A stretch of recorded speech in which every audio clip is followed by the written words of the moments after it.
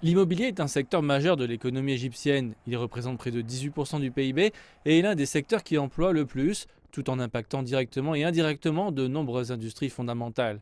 C'est précisément pour cette raison que l'État a soutenu les promoteurs et les entreprises de construction au plus fort de la pandémie de coronavirus. حركة التنفيذ في المواقع لم تتأثر. La construction ne s'est pas arrêtée pendant le confinement mondial. Le président lui-même a assuré le suivi pour faire en sorte que les travaux se poursuivent, tout en respectant les mesures sanitaires. Les promoteurs et les entreprises de construction n'ont pas arrêté le travail et vont aider soutenir financièrement par le gouvernement pour continuer d'avancer dans leurs projets. Avec une population en croissance rapide de 102 millions d'habitants, la demande de logement en Égypte a toujours dépassé l'offre de 30% en moyenne par an. C'est ce qui a permis au secteur de surnager tout au long des différentes crises. L'impact négatif de la pandémie de coronavirus sur de nombreux secteurs a conduit les gens à se tourner vers l'immobilier comme une forme sûre d'investissement personnel. Cela est profondément enraciné dans la culture égyptienne. On investit son épargne dans l'immobilier en période de récession.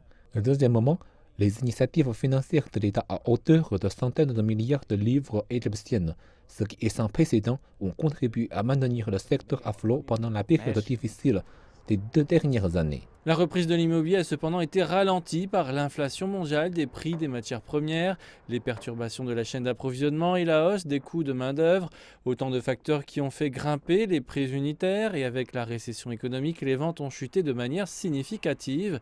Cela a conduit des promoteurs tels que Pyramid Development Company qui investit dans des logements, des complexes commerciaux et administratifs dans la nouvelle capitale à introduire de nouvelles facilités de paiement pour attirer les clients.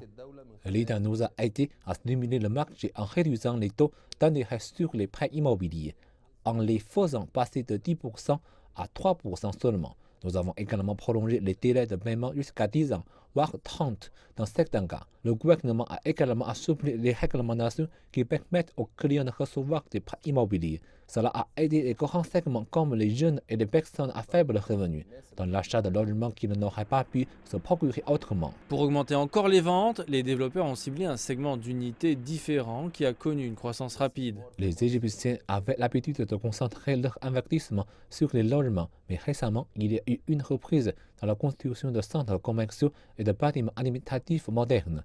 Cette activité économique rapide a entraîné une demande accrue pour les unités de ce type de la part des entreprises. C'est ce qui a conduit les particuliers à investir dans cette alternative au logement plus rentable.